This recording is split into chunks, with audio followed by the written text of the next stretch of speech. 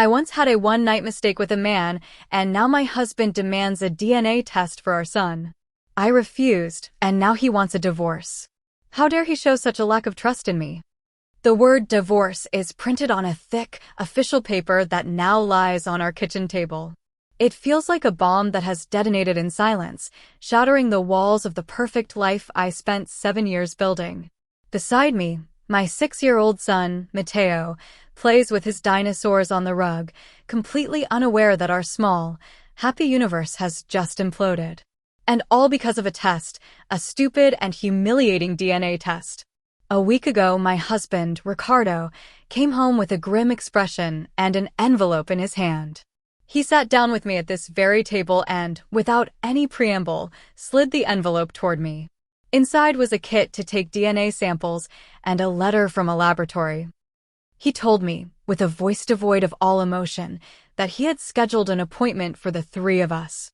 He wanted to confirm Mateo's paternity. I stared at him, feeling the blood freeze in my veins. The audacity, the absolute and monstrous lack of respect. After 7 years of marriage, after watching our son be born, after all the nights he spent rocking him to sleep, now, suddenly, he had doubts. My reaction was immediate and visceral. I refused flatly. I told him it was the biggest insult I had ever received in my life. I asked him what I had done to deserve such deep distrust.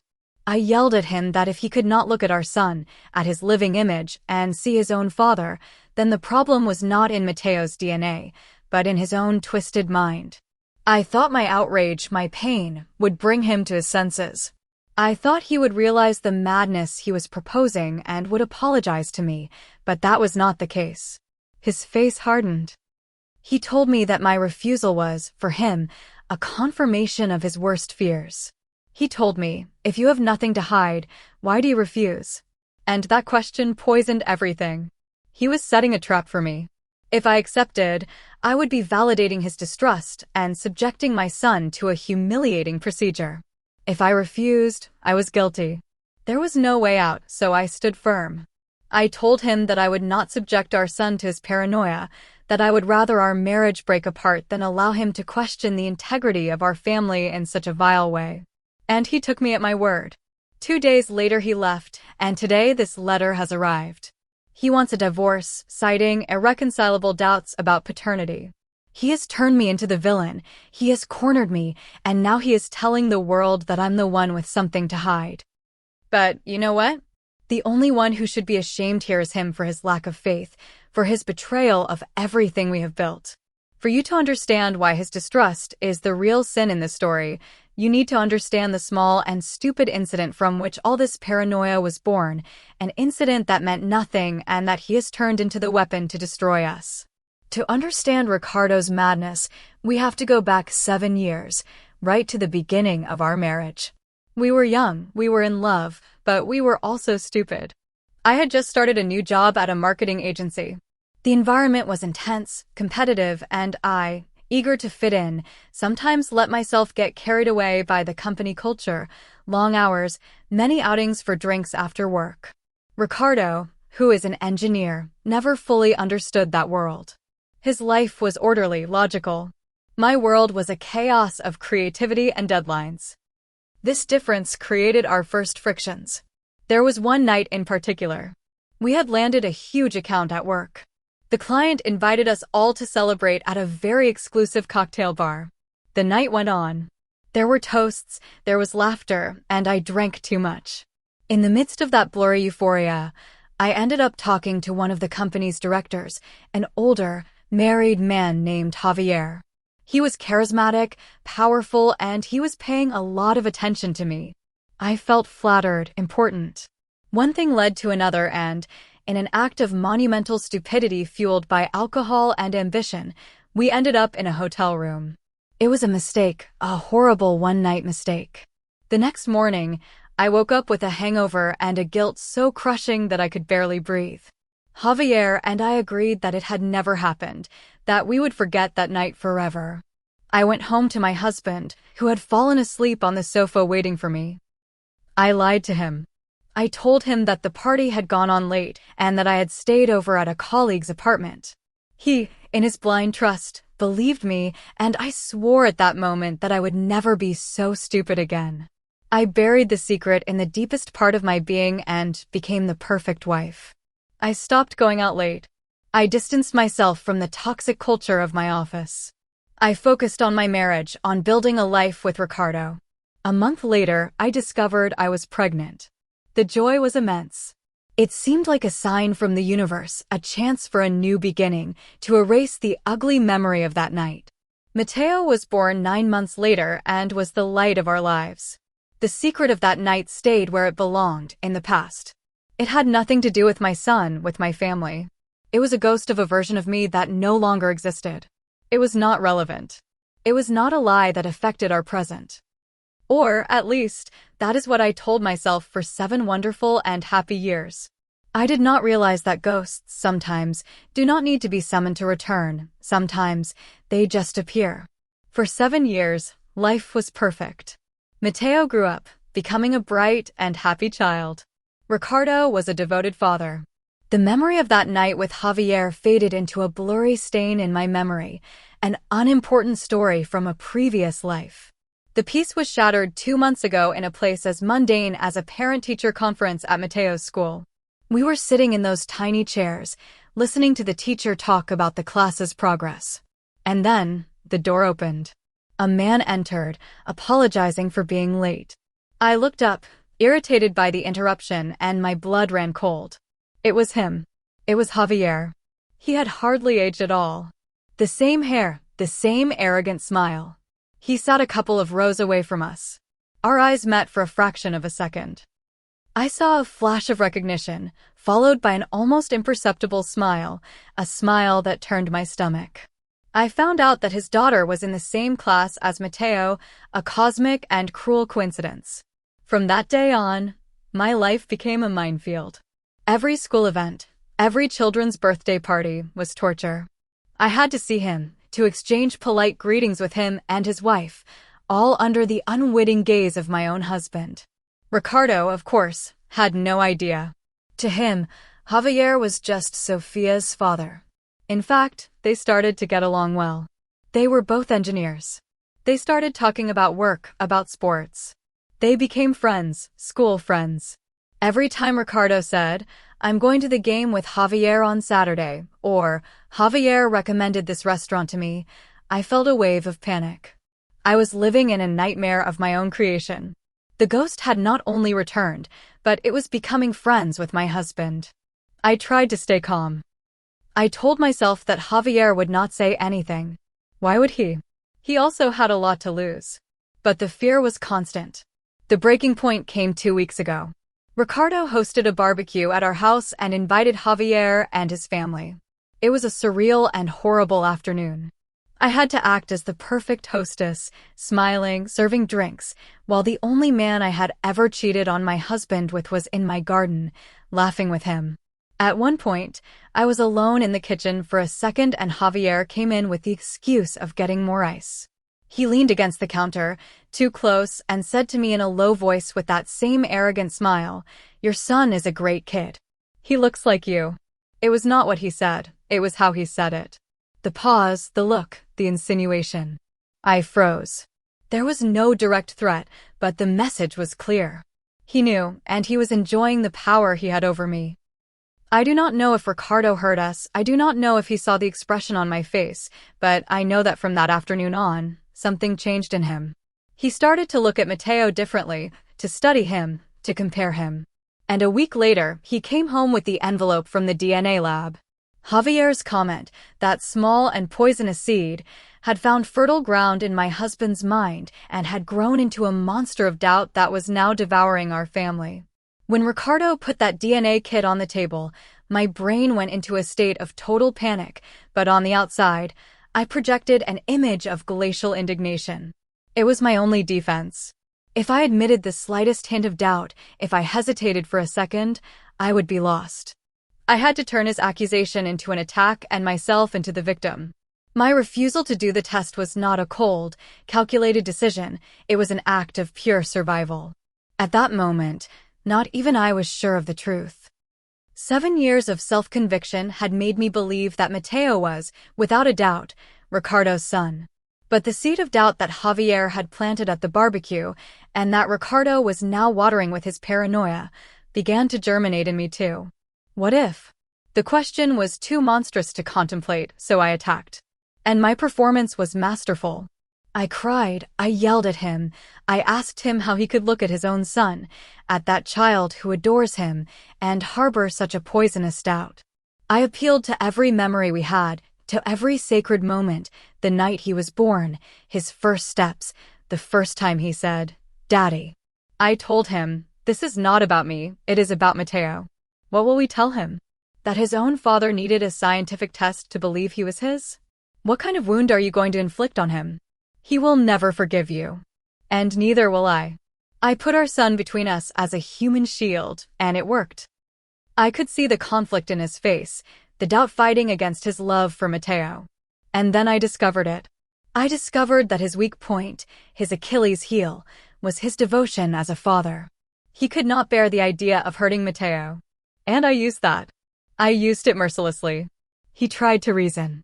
He told me we could do it in secret, that Mateo did not have to find out, that it was just for his own peace of mind. But I refused.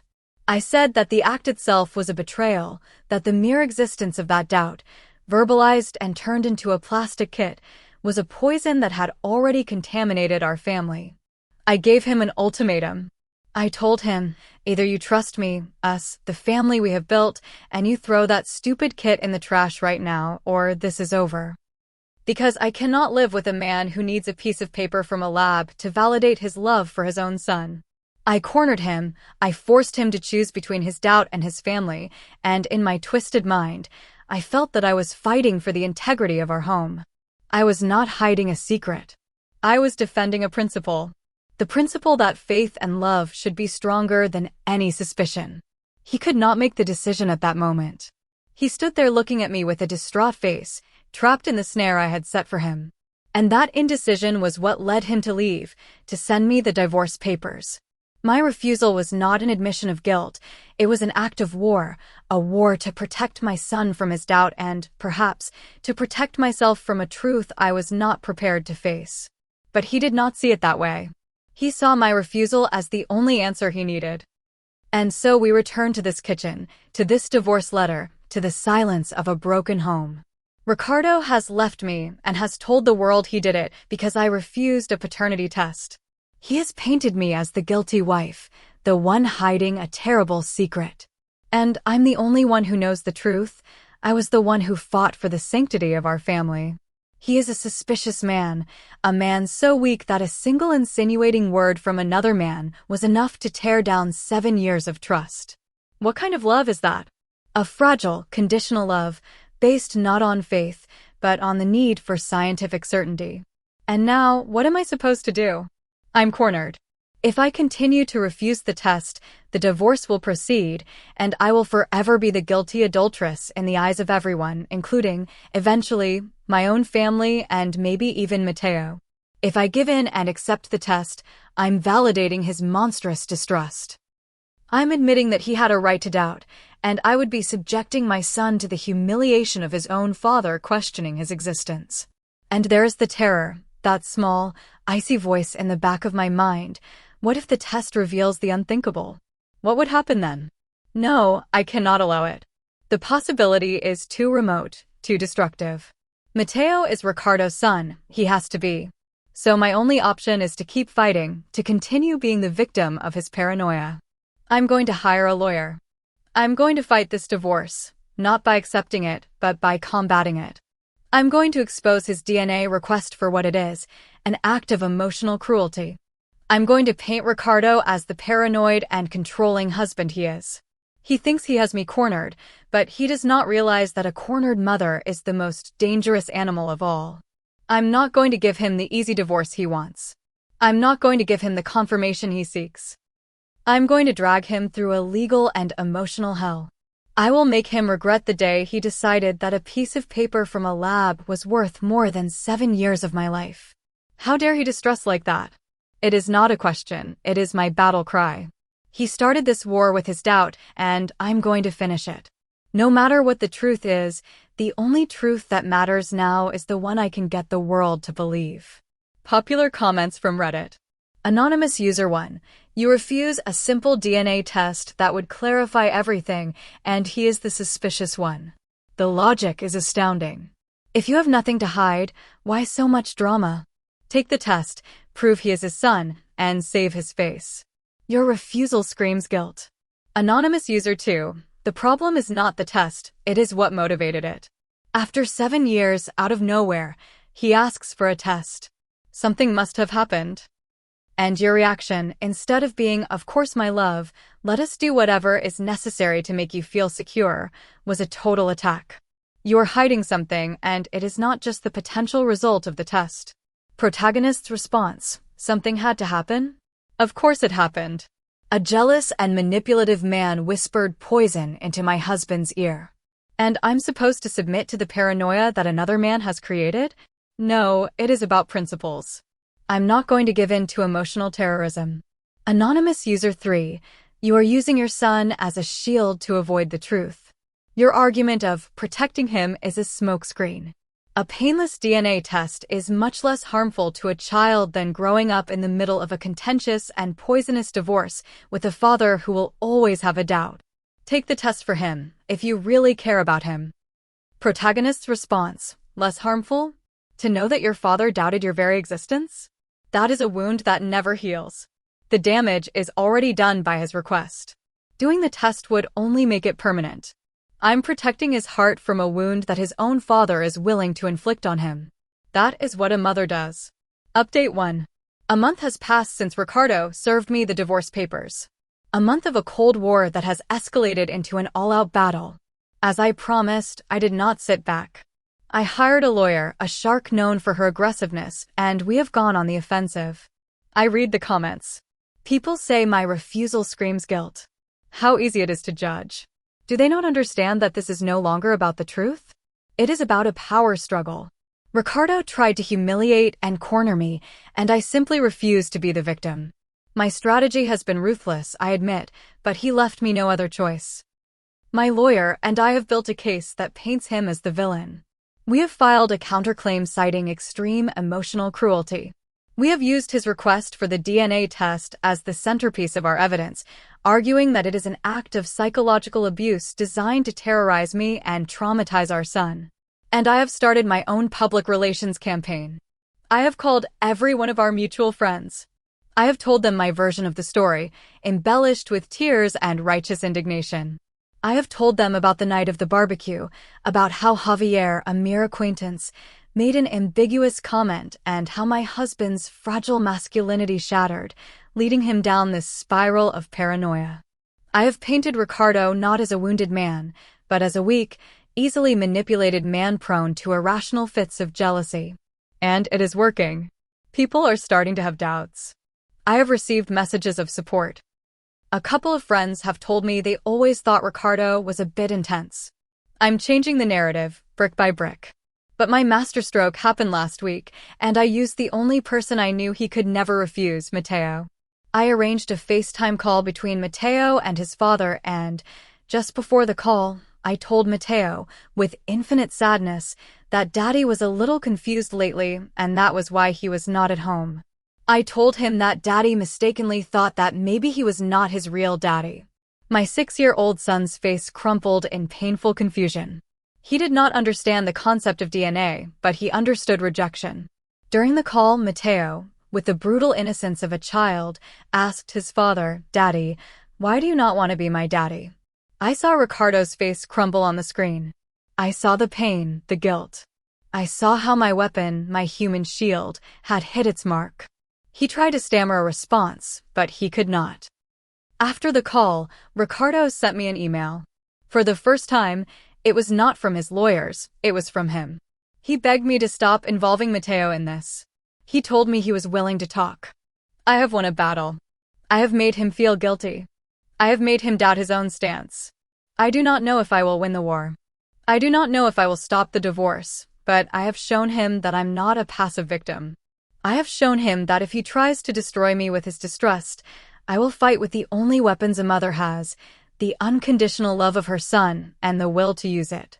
He wanted to play dirty, and he has discovered that I can be much dirtier than him. Final update. After my masterstroke with Matteo, Ricardo agreed to meet. Not at our house, not in a public place. He insisted on seeing us at a marriage counselor's office. A smart move on his part, neutral territory. I accepted. I thought that with a mediator present, I could definitively corner him. I arrived at the office feeling powerful, in control. I had spent the previous days rehearsing my arguments, perfecting my role as the wounded mother and betrayed wife. Ricardo was already there, sitting across from the therapist. He looked exhausted, defeated. The therapist, a kind-looking woman, welcomed us and explained the rules. We would speak in turns, without interruptions. Ricardo spoke first, and he did not talk about his distrust. He talked about the emotional blackmail. He talked about the pain of hearing his son ask him that question. He said that he had realized that I was willing to use Matteo as a weapon to win an argument, and that this fact, more than any doubt about paternity, had shown him that our family was broken beyond repair. When it was my turn, I launched my attack. I talked about his paranoia, the humiliation, the test, his cowardice. I expected the therapist to see my point of view, to validate my pain, but the therapist just listened. And when I finished, she asked me a simple question, a question that completely disarmed me. She looked at me and said, "Laura, I understand your pain and your outrage, but I want you to forget about Ricardo for a moment. Forget about his reaction. I want you to answer a question with complete honesty. Is there any possibility, however remote, that Matteo is not Ricardo's son?"